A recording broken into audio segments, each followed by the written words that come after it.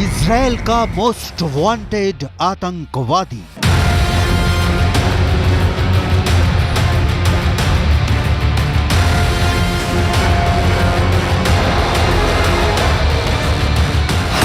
Mossad को Hamas leader Ismail हानिया की तलाश।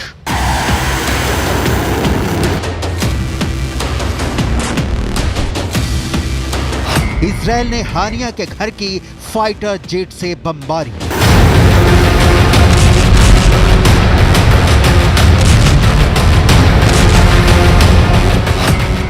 नहीं मिला हानिया। गाजा की सुरंग से कहां गायब हो गया हानिया।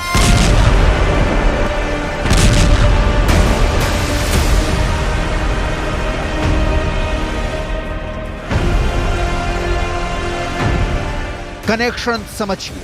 एक तरफ इजराइल के डिफेंस फोर्स यानी आईडीएफ गाजा के सबसे बड़े अस्पताल अल शिफा में घुस चुकी है। वहां हमास के तथाकथित सुरंगों का सर्च ऑपरेशन चल रहा है। दूसरी ओर हमास के सबसे बड़े लीडर इस्माइल हानिया के ठिकाने पर फाइटर जेट से बम बरसा रही है।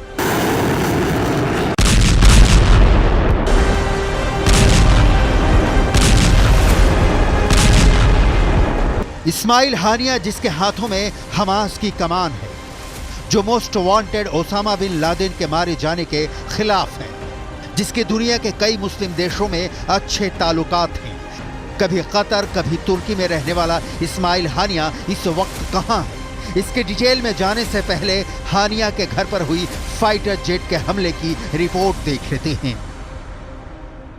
दरअसल इजराइल गाजा पट्टी के एक एक इंच को तबाह कर रहा है। दरअसल इस्माइल हानिया की तलाश में फाइटर जेट से भी इजराइल ने बम बरसाए हैं, लेकिन अब तक इस्माइल हानिया का पता नहीं है। और इजराइल का दावा है कि इस घर में वो अपने आतंकियों के साथ बैठक करता था। दरअसल बीच में खबरें आई कि वो एक बंकर में छिपा है, बंकर का संपर्क भी काटा गया, लेकिन बावजूद इसके पूरी तरह से इस्माइल हानिया अब तक इजराइल की पकड़ से बाहर है और अब तक उसकी तलाश इजराइल नहीं कर सका है। इजराइल के लिए क्यों इतना अहम है इस्माइल हानिया का पकड़ा जाना? हानिया को जिंदा या मुर्दा पकड़ने से इजराइल को कैसे होगा फायदा? हानिया के खिलाफ इजराइल के पास क्या सबूत हैं? हमास का टॉप लीडर हानिया इस वक्त कहां छुपा है? इन सारे सवालों का जवाब डिटेल में जानेंगे, लेकिन उसके पहले उस अल शिफा अस्पताल के एमआरआई मशीनों की बात जिसकी आड़ में हमास ने हथियार छिपाए थे।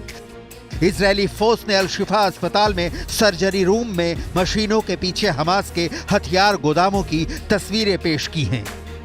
इन तस्वीरों में दिख रहा है कि कैसे हमास ने अस्पताल में कई जगहों पर जखीरे जुटा रखे हैं। इन हथियारों की डिटेल आगे दिखाएंगे। उसके पहले अस्पताल में जारी इजराइल के ऑपरेशन की डिटेल देख लीजिए। गाजा के अल शिफा अस्पताल में आईडीएफ का ग्राउंड ऑपरेशन जारी है। इजराइल के कई टैंक अस्पताल कैंपस में मौजूद हैं। इजरायली सेना का दावा है कि अस्पताल में हमास के हथियार, खुफिया सामान और कई मिलिट्री इक्विपमेंट्स मिले हैं। इजराइल का दावा है कि अस्पताल में हमास का हेडक्वार्टर, इंटेलिजेंस सेटअप और यूनिफॉर्म्स मिले हैं। इजराइल की सेना का दावा है कि हमास ने कई हथियार और ग्रेनेड एमआरआई मशीनों के पास छिपा रखे थे। अल शिफा अस्पताल में इजरायली सेना की एंट्री के बाद गाजा में अब तक का सबसे बड़ा भूचाल आ गया है। हमास को सूझ नहीं रहा कि इसका तोड़ वो क्या निकाले। हमास के हर एक कमांडर इजराइल के टारगेट पर हैं। स्कूल, अस्पताल और शरणार्थी शिविर तक पर इजराइल हमले कर रहा है और ये कहते हुए हमला कर रहा है कि हमास के आतंकी इंसानी ढाल बनाकर छिपे हुए हैं। गाजा पट्टी के जर्रे जर्रे में इजराइल बारूद बिछा रहा है, चाहे अस्पताल हो या हमास नेता इस्माइल हानिया का ठिकाना। दरअसल इजराइल का एक ही टारगेट है कि अपने बंधकों को छुड़ाना, जिनकी संख्या 240 के करीब है। और इसके लिए इजराइल हमास से दया की मांग नहीं कर रहा, बल्कि हमास को दहला रहा है। अल शिफा अस्पताल पे हमले को भी हमास ने भले ही नरसंहार करार दिया हो, लेकिन अल शिफा अस्पताल के अंदर इजराइल की सेना घुसी और वहां से मिले हमास के हथियार भी इस वक्त इजराइल की सेना के पास हैं। इजराइल 7 अक्टूबर के उस हर गुनहगार की तलाश कर रहा है जिसका हमले में हाथ तो दूर उंगली भर तक शामिल थी। हमास के 60 से ज्यादा कमांडरों को इजराइल की डिफेंस फोर्स मौत की नींद सुला चुकी है। हमास के लड़ाकों की तलाश में इजराइल ने 4000 से ज्यादा हमले किए हैं। इन हमलों में 11,000 से ज्यादा फिलिस्तीनी मारे जा चुके हैं और सिलसिला जारी है। अल-शिफा अस्पताल के भीतर पानी नहीं है, बिजली नहीं है। गंभीर हालात में जो मरीज हैं वो दम तोड़ते दिख रहे हैं। लेकिन न हमास बंधकों को रिलीज कर रहा है और न इजराइल हमास की सुरंगें तलाश लेने के दावे के बाद ही अस्पताल को अपने चंगुल से बख्श रहा है। कारण क्या है? पश्चिमी मीडिया में इसे लेकर कई तरह की रिपोर्ट छप रही हैं, लेकिन हल किसी भी पन्ने पर दर्ज नहीं दिख रहा। गाजा के सबसे बड़े अस्पताल की सबसे लेटेस्ट तस्वीरें देखिए।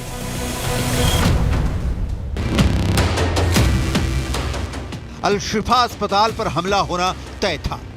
यह हमला अब तक टल रहा था क्योंकि मोसाद की रिपोर्ट में यह बात बिल्कुल क्लियर दिखी थी कि इजराइल के पास इस बात के सबूत हैं कि अस्पताल की आड़ में हमास ने कमांड सेंटर बना रखा है।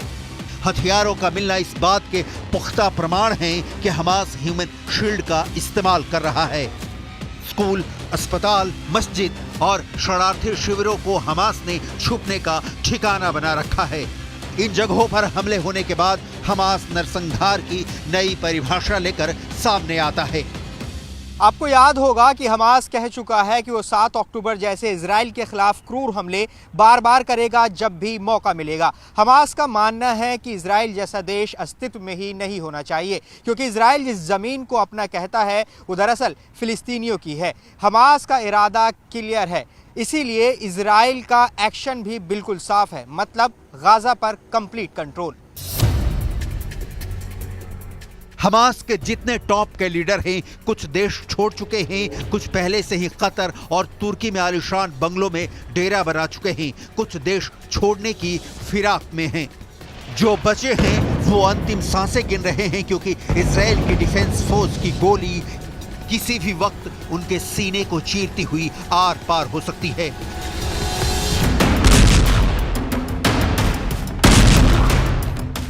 हमास का अंतिम लड़ाका जब तक जिंदा है, इजराइल ने नहीं रुकने की सौगंध खाई है। हमास के टॉप लीडर इस्माइल हानिया की सरगर्मी से तलाश इसीलिए कर रही है मोसाद, और इसीलिए हानिया के ठिकानों पर बम बरसाया जा रहा है। इस्माइल हानिया नहीं होता तो 7 अक्टूबर को इजराइल के 1400 लोगों की मौत नहीं होती। इस्माइल हानिया 7 अक्टूबर के हमले का मास्टरमाइंड है। एनिमेशन के जरिए समझते हैं इस्माइल हानिया की कारस्तानी। 7 अक्टूबर 2023 की सुबह हमास के लड़ाकों ने इजराइल में कत्लेआम मचा रखा था। उसी वक्त कतर के कैपिटल दोहा के एक आलीशान ऑफिस में हमास चीफ इस्माइल हानिया और उनके साथी टीवी चैनल पर सब कुछ देख रहे थे। इस्माइल के चेहरे पर एक सुकून भरी मुस्कान थी। उस खुरी मंजर को देखकर उन्होंने अपने साथियों के साथ सजदा करके अल्लाह का शुक्रिया अदा किया। इस्माइल हानिया पिछले 2 दशकों से हमास को ऑपरेट कर रहा है। पूरे फिलिस्तीन में इस्लामिक स्टेट स्थापित करने का मकसद सामने रखकर इस्माइल हानिया जिहाद छेड़ने की बात करता है, लेकिन इजरायली नागरिकों का खून खून नहीं, उसे पानी दिखता है। अब इस्माइल हानिया पूरी तरह घिर चुका है। उसके सामने बचने के रास्ते कम से कम होते जा रहे हैं। ईरान ने छोड़ा हमास का साथ। एक तरफ इजराइल के जला देने वाले हमले पर हमले और दूसरी ओर ईरान का पल्ला झाड़ लेना। इस्माइल हानिया फंस चुका है। ईरान ने क्लियर कर दिया है कि हमास को अपना राजनीतिक और नैतिक समर्थन देना जारी रखेगा, लेकिन ईरान सीधे जंग में नहीं कूदेगा।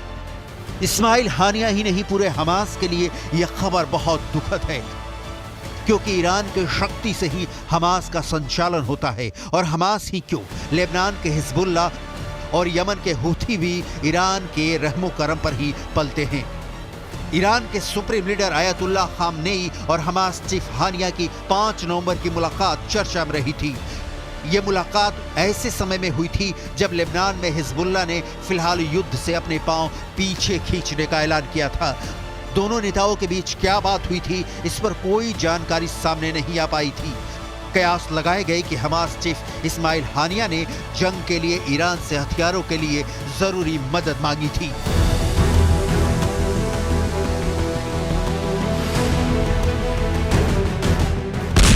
ईरान ने साथ छोड़ दिया है। इस्माइल हानिया के घर बमबारी हो रही है। अस्पताल में इजरायली सेना की एंट्री हो चुकी है और न्यूज एजेंसी रॉयटर्स ने कतर के अफसरों के हवाले से दावा किया है कि हमास सीज फायर के लिए राजी है। इसके लिए वो 50 बंधक भी रिहा करने के लिए तैयार हो गया है, लेकिन बदले में चाहता है कि इजरायली सेना 3 दिन हमले न करे। इस रिपोर्ट में दावा किया गया है कि हमास ने यह भी कहा है कि वो इजराइल को भी कुछ फिलिस्तीनी महिलाओं और बच्चों को रिहा करना होगा। इजराइल की तरफ से कोई जवाब नहीं दिया गया है। अमेरिका के राष्ट्रपति जो बाइडेन ने क्या कहा है जरूर सुनना चाहिए। हमास के खिलाफ ये जंग तभी खत्म होगी जब वो फिर से इजराइल पर हमला करने के काबिल नहीं बचेगा। अल शिफा अस्पताल में रेड इजराइल के लिए बड़ा रिस्क है, लेकिन ये बात भी सही है कि हमास अस्पताल से ऑपरेट करता है। वहां उसका हेडक्वार्टर, हथियारों का जखीरा और जंग से जुड़ा दूसरा सामान मौजूद है।